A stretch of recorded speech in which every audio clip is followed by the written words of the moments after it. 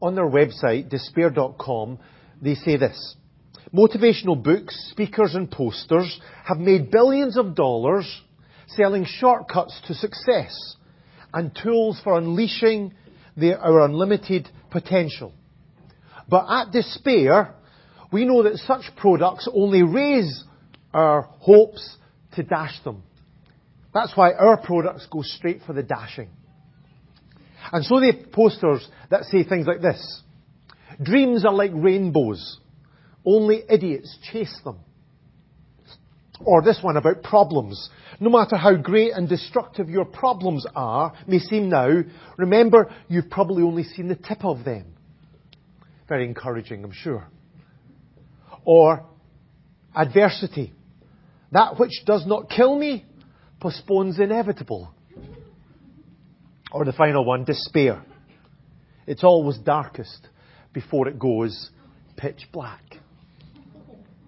Now, I wouldn't advise going on their website and buying any of those things. I don't think they're going to be very encouraging if you have that up on the wall. It's not going to be very inspiring. But I guess many of us know what that kind of feels like. When it feels like everything in our life is going wrong. When our efforts seem pointless and we just feel like giving up. When the giant of despair tries to drag us down.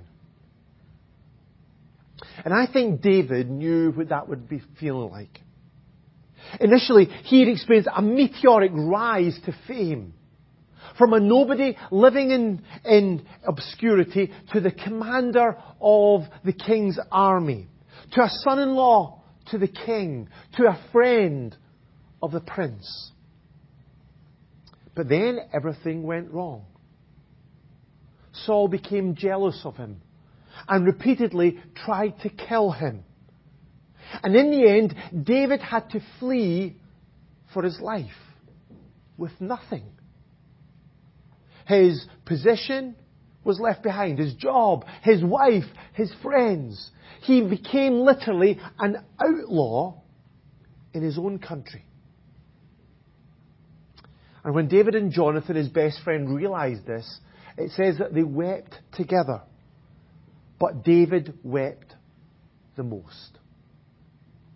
And in the Psalms that he wrote during this time, David speaks about his fears, about his troubles, about his tears, about his loneliness.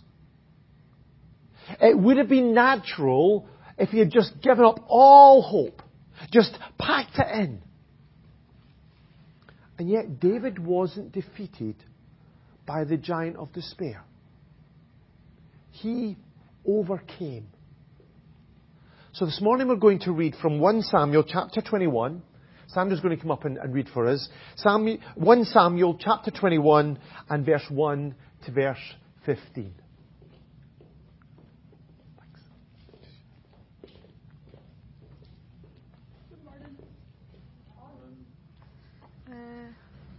David went to Nob to Ahimelech the priest. Ahimelech trembled when he met him and asked, "Why are you alone? Why is no one with you?" David answered Ahimelech the priest, "The king charged me with a certain matter and said to me, 'No one is to know anything about your mission and your instructions. As for my men, I have told them to meet me at a certain place. Now then, what do you have on hand? Give me 5 loaves of bread or whatever you can find.'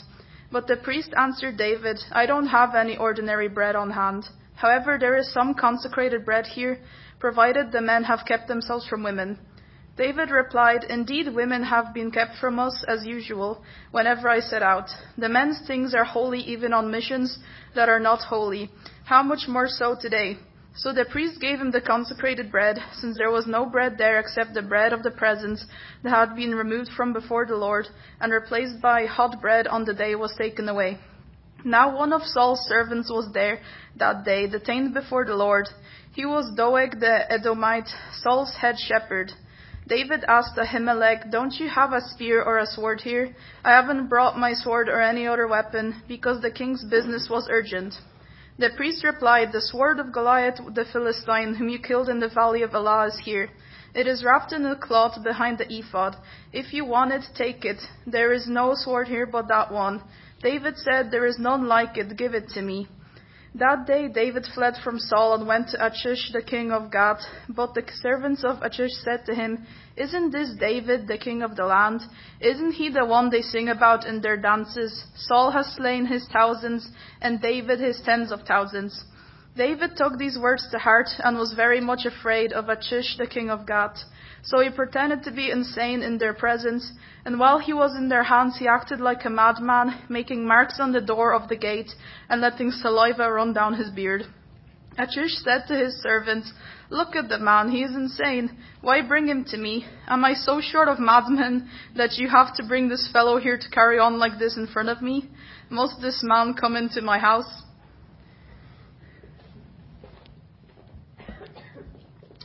Thank you very much, Sandra. When he ran from Saul, David went to Nob. That was because the temple was there. The tabernacle was there. There, David could meet with the Lord. In desperate situations like this, David wanted to seek God's presence. He needed to bring his concerns to the Lord. A little later, he wrote this in Psalm 142. "I cry aloud to the Lord. I lift up my voice to the Lord for mercy. I pour out my complaint before Him. Before Him I tell Him my trouble." Excuse me. David poured out his heart to the Lord. But he also wanted God to speak to him. It says in the next chapter, verse 22 and verse 10, that the priest Ahimelech inquired of the Lord for him. David, as he sought the presence of God, wasn't just pouring out his heart to God, he was also seeking guidance from God, understanding, help to cope with that situation. When David faced this incredibly difficult time in his life, he needed God to speak into his life. And that's what James says in James 5:13. "Is any one of you in trouble? He should pray."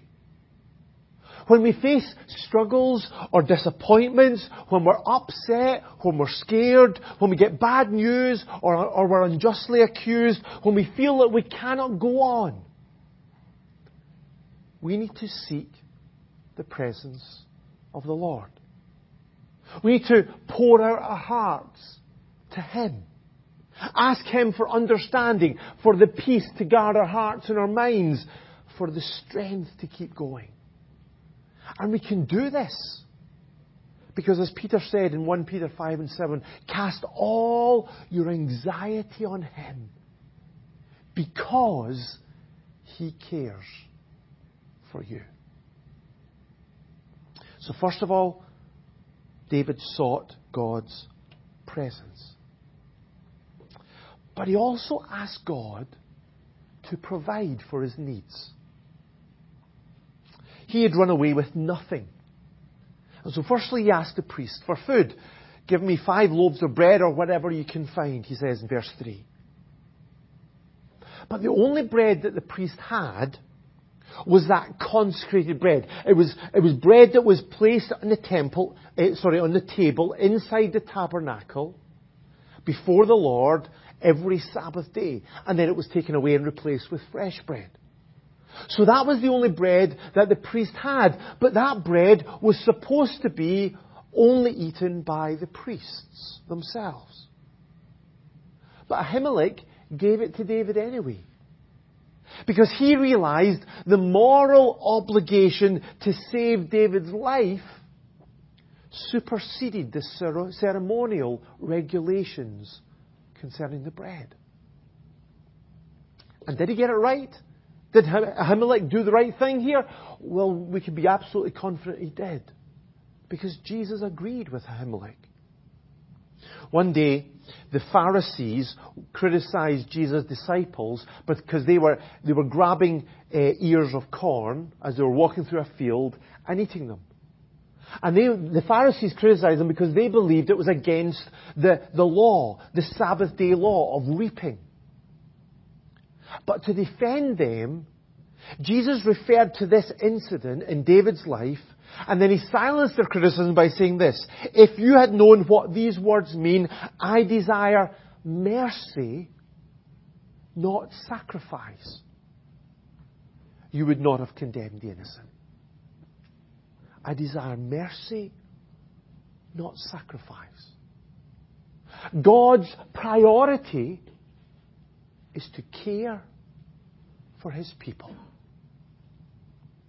And it still is today. God has promised to provide for our needs. It's a wonderful verse in Philippians chapter 4:19. It says, my God will meet all your needs according to His glorious riches in Christ Jesus. Now, that's not a promise of prosperity as so many people take it to be that. We know that. Nor is it even a promise that we won't face hardship in our lives. God will not meet our every desire, but He will meet our every need in His own way and in His own time. So one way God did this for Paul, he talks about it just before he wrote that verse, is that God gave Paul the contentment that he needed to cope when he was hungry or when he was poor. God provided for his needs, not by giving him lots of food or lots of money, but by giving him that contentment in his heart. And so this is a wonderful promise. We'll never face a situation where God's resources are not enough for us. We'll never out-need God's provision. As Peter says in 2 Peter 1:3, His divine power has given us everything we need for life and godliness. We can trust in God's provision. But it seems that David didn't really fully depend on God in this moment. Because in order to get this bread from Ahimelech, David lied about his situation. He lied about being on some kind of secret mission from Saul. Look at verse 2. The king charged me with a certain matter and said to me, no one is to know anything about your mission and your instructions. Now, some people might call that a white lie. But you can search through the scriptures and I don't think you'll find that phrase anywhere. God doesn't call things white lies. And this lie had a serious consequence. One of Saul's servants was there, a guy called Doeg the Edomite. And he went back from there and told Saul about what he'd seen. And although Ahimelech was completely innocent and protested his innocence, explaining that he didn't have any idea what David was doing, Saul ordered Ahimelech's death. So Doeg the Edomite turned and struck them down, all the priests. That day he killed 85 men who wore the linen ephod. That means they were priests. And then he also wiped out the whole town of Nob. The men, the women and the kids. And all the animals as well. Now, of course, Saul was to blame for those deaths. But David also recognized, in a sense, his responsibility for that as well. And so I think there's a warning here. Lies are always wrong. Instead, we are called to follow Jesus, who, it says in 1 Peter 2:22, He committed no sin and no deceit was found in His mouth. So God's plan for us never requires us to use deceitful means. God is not so weak that he needs us to lie, or to put down a colleague, or to pass on gossip, or to fill in a dishonest tax return, or to falsify our timesheets, or to stretch the truth on our CV in order to get a job. God can provide for us even if we stick to the truth. Even if we're the only one who sticks to the truth. So David lied to get this bread. But it seems he also depended initially on his own ability to protect himself. Do you see in this chapter he talks about how he needed a weapon? He'd had to run out of his door. Remember, climbed out the window and escaped, and he had none of his weapons with him. And so Ahimelech supplied Goliath's sword that had been stored seemingly in the tabernacle as a reminder of God's victory over the Philistines. But there's a little surprising little phrase, a little verse there in verse 9. It says that David was impressed with this sword. He says, there's none like it. And I guess this sword would have been impressive to match Goliath's impressive size. But when you think of it, this sword hadn't done its previous owner any good, had it? If you remember, this was a sword, it was Goliath's sword that David actually used to cut off Goliath's head, quite brutally. So why was David tempted to trust in this human resource? Why was he impressed with this bit of metal? Had he forgotten what he had so confidently declared to Goliath when he faced him? It's not by sword or spear that the Lord saves, for the battle is the Lord's. And then David made another strange decision. He went to Gath, one of the cities of the Philistines. Now I guess there was some kind of logic to this. The Philistines were enemies of Saul. And by this time, so was David. What's that little phrase? The enemy of my enemy is my friend. But this didn't provide any protection for David. Because people recognized him as one of the leaders of Israel. And they knew the songs that his fans used to sing. Remember this lovely song? We're never singing in church, by the way, just in case you're wondering. Saul has slain his thousands and David his tens of thousands.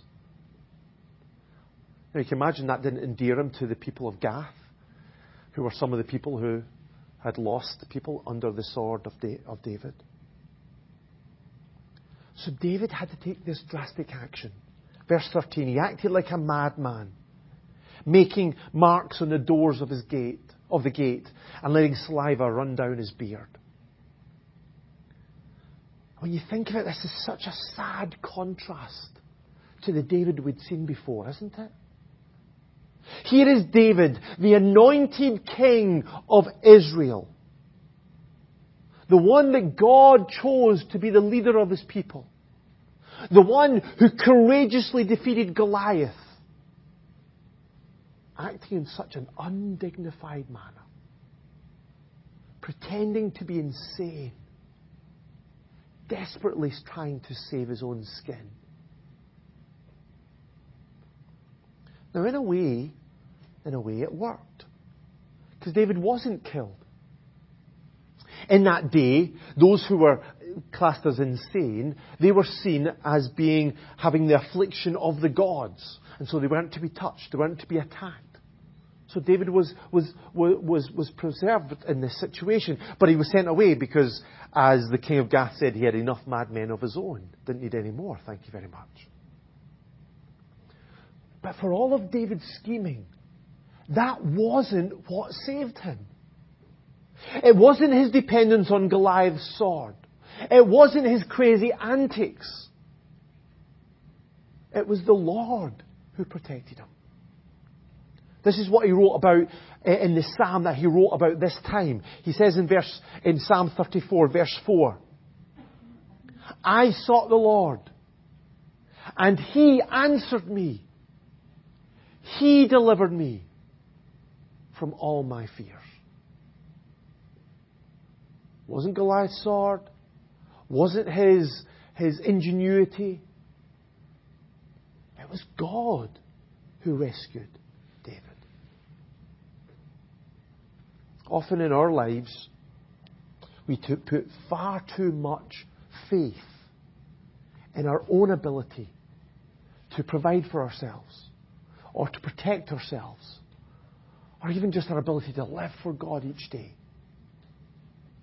But our security, our value, our success in this world is not in our financial resources, in our career, in our intelligence, in our talents, in our strength, in our health, in our family. Our security, our worth is in Christ. Jesus promised in John 10:28, I give them eternal life, and they shall never perish.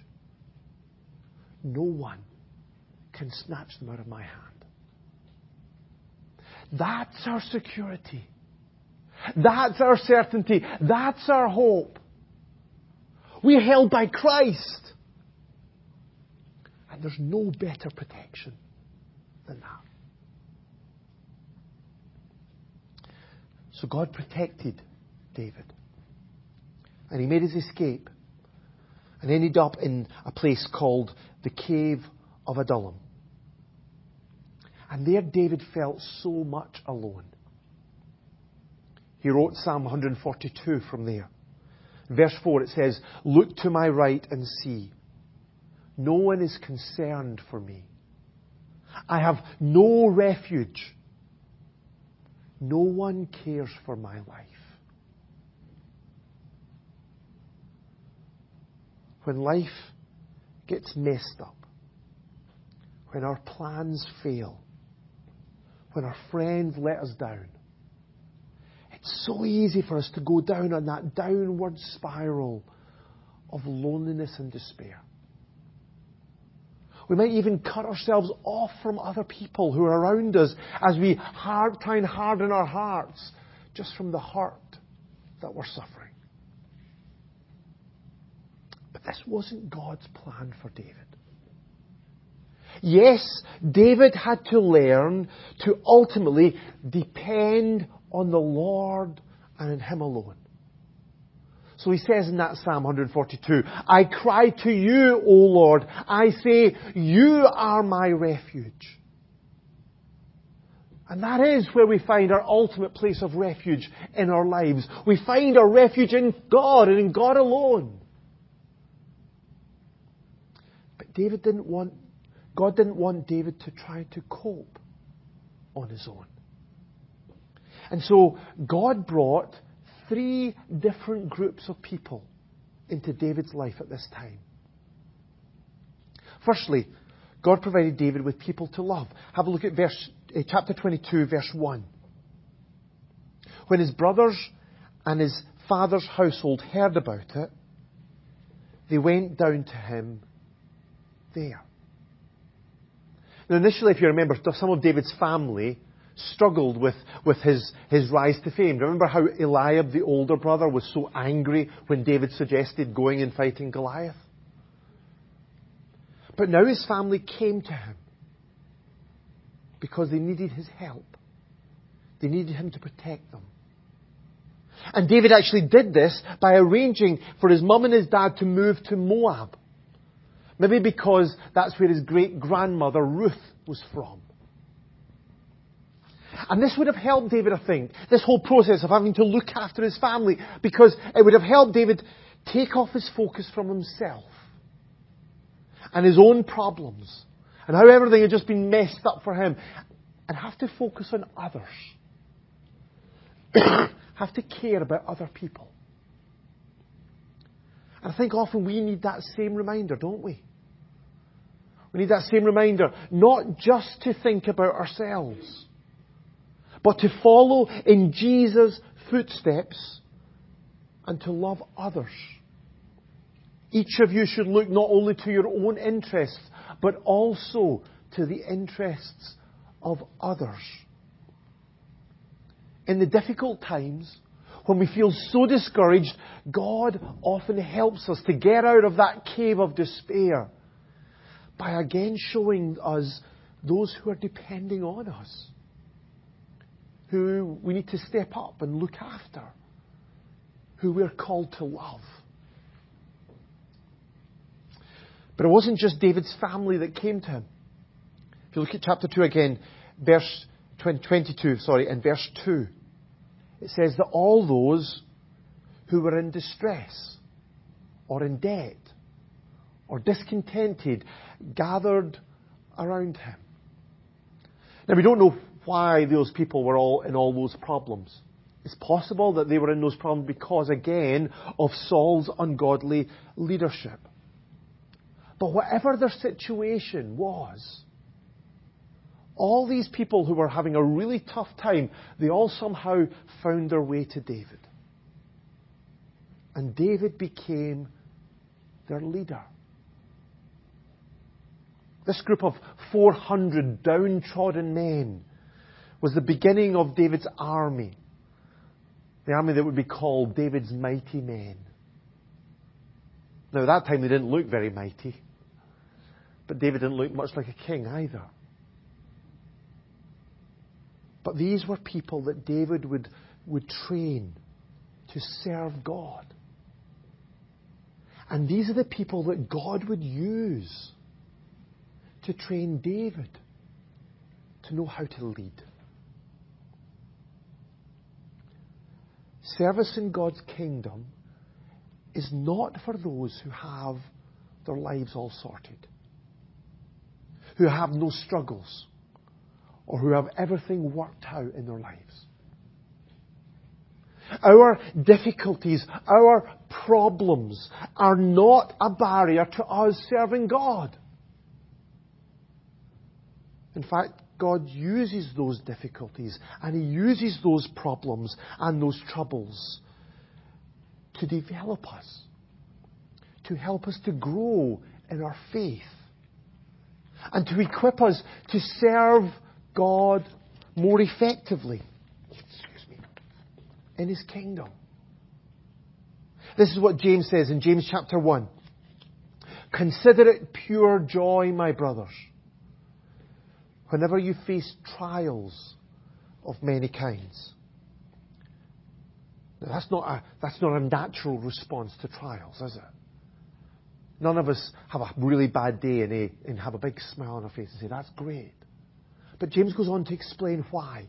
Consider it pure joy, my brothers, whenever you face trials of many kinds, because you know the testing of your faith develops perseverance. Perseverance must finish its work so that you may be mature and complete, not lacking anything. Now, of course, that process is not easy. It's not pain-free. But the Lord has promised that He is always working for our good. Even in the most difficult, the most painful of times. And that He will provide us the strength that we need to get through them. Not to get through them easily. Not to get through them without scars. But to get through them and to grow through them.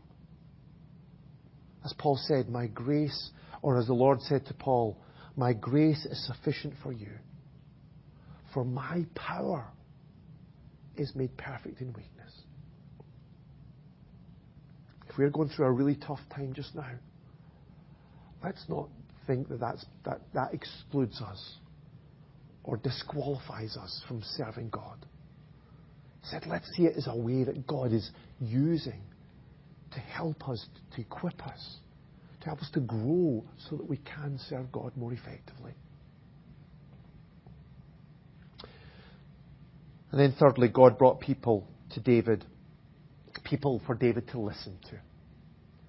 People to love, people to lead, people to listen to. At this time, the prophet Gad spoke into his life. Verse 5 of 1 Samuel chapter 22.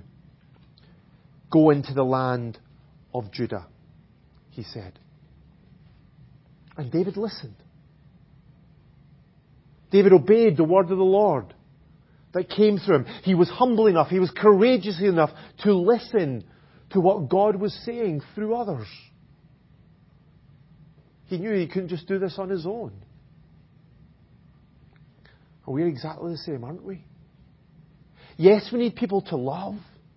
Yes, we need people to minister to. But every single one of us also need people to minister to us.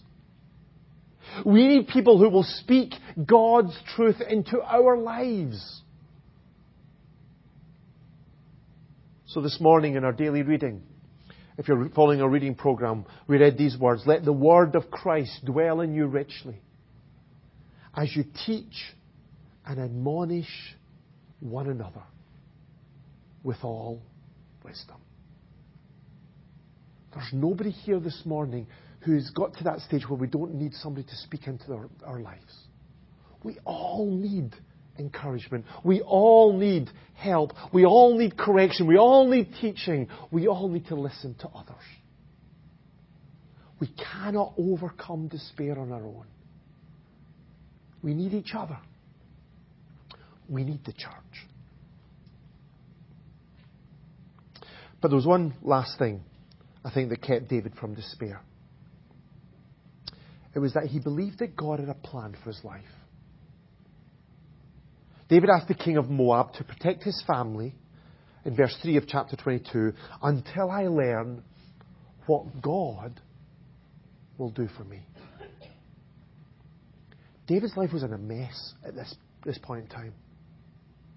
But he did not believe that this meant that God had rejected him, or that God had lost control of his life, or that God had just kind of put him on the scrap heap and said, okay, sorry, you can't do any more.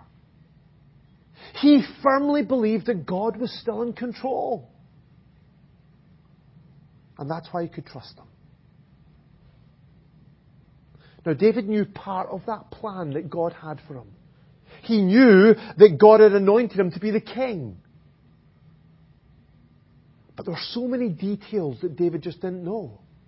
And of course, David didn't know the timing of all of that. But he believed that God knew what he was doing. In that psalm that he wrote at that time, he wrote in Psalm 142, verse 3, when my spirit grows faint within me, it's you who know my way.